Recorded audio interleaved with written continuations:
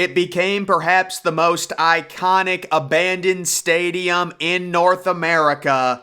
But what is the actual story behind the Pontiac Silverdome, which opened back in 1975 in Detroit, Michigan, on 200 acres of land?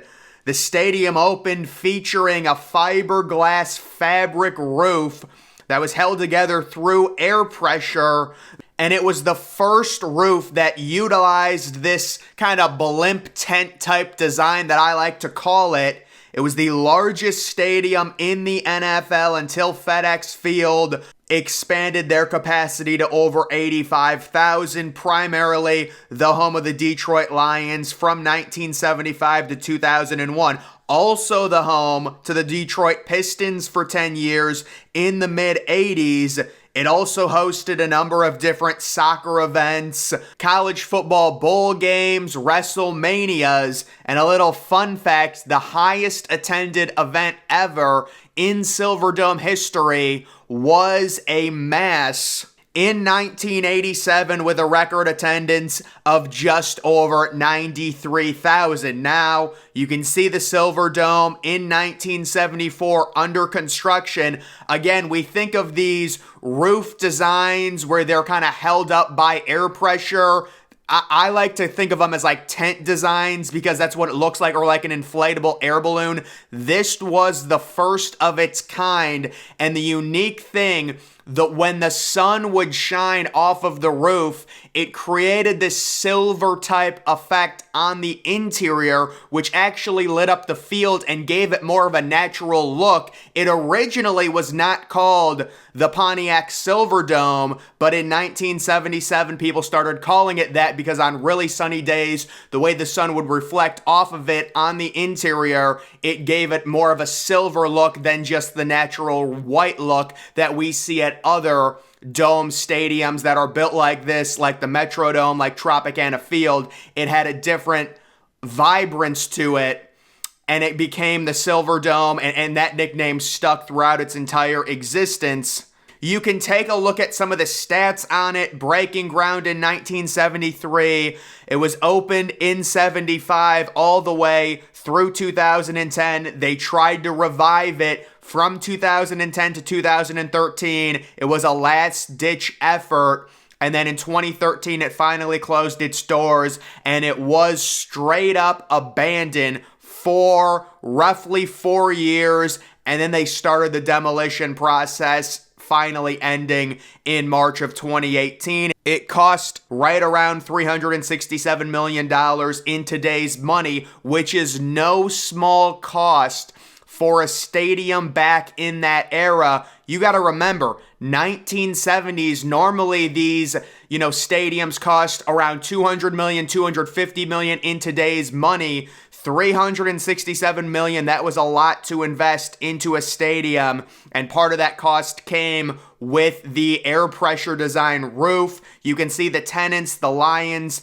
for right over 25 years, the Pistons for 10 years. You've got the Detroit Express for a few seasons, the Michigan Panthers, a USFL team for a year, the Cherry Bowl, the Motor City Bowl, and then that one at the bottom is a little frisbee event. Yes, they had little frisbees in 2012. That's a real big fall from grace. When they were trying to revive it, it didn't end up happening, but there are just some interior photos of it. The vibrant silver, roof type design, really, really impressive, especially for the time period. Again, the problem that normally happens with these domes, especially domes built in this era, is no natural light, and this stadium, it had no windows back then. They didn't design stadiums like that, but because of the fiberglass fabric roof, it kind of gave the glow of a natural light look, and the overall design of the stadium, it's your typical two-deck approach, very similar to what you would see from like the Metrodome in Minnesota. It does have a little extra club section as well, along with a number of suites. Pretty typical for that time period. It also did host 1994 FIFA World Cup games.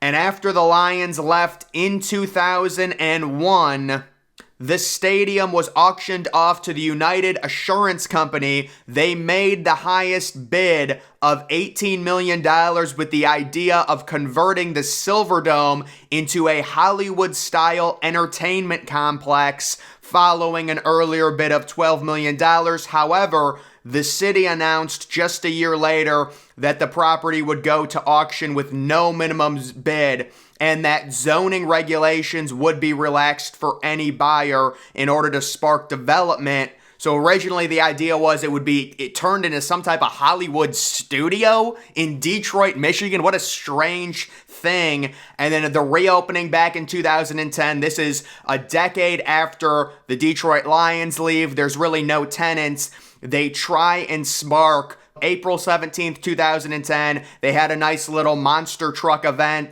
They've had a few exhibition games with European soccer teams in 2010 and 2011. They even had some boxing matches. The owners of the Silverdome at the time also indicated that they wanted to possibly pursue a Major League Soccer team, and they would play their home games at the Silverdome, and the Silverdome would get a huge renovation. Ultimately, the lack of events coming into the stadium, combined with the 2013 roof collapse, put any further development plans on an indefinite hold. And then in 2014 the stadium was auctioned off again, and it went into a complete state of decay. And this is when all the photos started coming out about the Silverdome. It is so rare to have a professional sports stadium in North America that sat, 92,000 legitimately become abandoned with the roof collapsing. And there are a ton of photos that I am going to show, including a few, I think, rare ones that I didn't even know existed. We are going to look through some of these. So there is the roof. It was kind of a multi-stage thing. The roof originally collapses in, and then all the little panels start falling off of it. It kind of hangs on by a thread in 2014, 2015. They had some bad flooding at the entrance to the actual field where the teams would run onto the field, and you can just see a bunch of these different photos of the stadium in different states of decay, with it getting worse and worse each year. And then finally, 4 years after the roof initially collapsed in 2017, they did officially demolish it. And there you can see they didn't even take the field out. They didn't take any of the seats out. They did start auctioning stuff off, but it is pretty remarkable to see all of those different photos of the interior. Little fun fact about the restaurant, that sports restaurant, they had remodeled in 2010, so it does look a little bit more modern than the rest of the interior. Like when you look at the press boxes and all the old equipment, the sports bar is actually a more modern.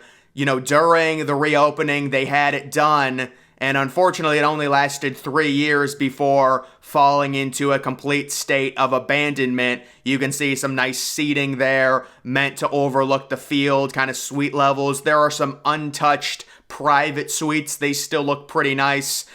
Surprised none of the windows were shattered or anything like that. And then there is the press box with all the announcing equipment, old stuff from like 2001, 2002, around there, right when Detroit had left. And then I think there was some type of water main break that let in a bunch of sand, and you can see sand covering the first few sections. It is a complete state of decay. And then that is one of the older photos of it opening. Another fun fact, this is actually before the roof was officially done. They finished the roof in October. This was a game that was happening a few months prior, and you can see the roof is not officially done. So kind of a little interesting quirk about that. And then this was a potential, what is going on here?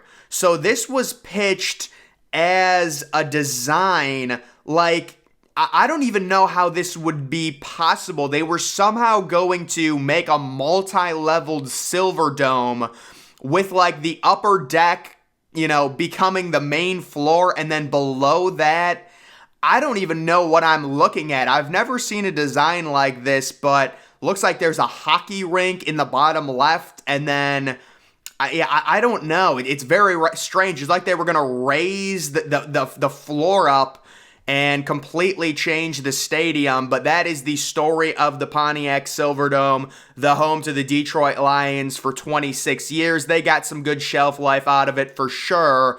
And the roof design, the technology behind it, the air pressure, the fact that it came off more of silver makes the Silverdome a very unique stadium for its time period, along with all of the different events that they hosted: NFL, NBA, soccer, boxing, concerts, a church service that had 93,000 people. It had a long, long life, and that is the official story of the Pontiac Silverdome from its inception to where it ended off. And the current modern day update is on the site. I saw there was a rumor that, guess what? They want to build an Amazon warehouse. Can you believe it? What a surprise. But yeah, so that is the story. It officially got demolished in 2017, and it does not exist anymore. So guys, that is going to do it for this video. Make sure you follow me on Twitter. Link to that's always in the description. I'm, of course,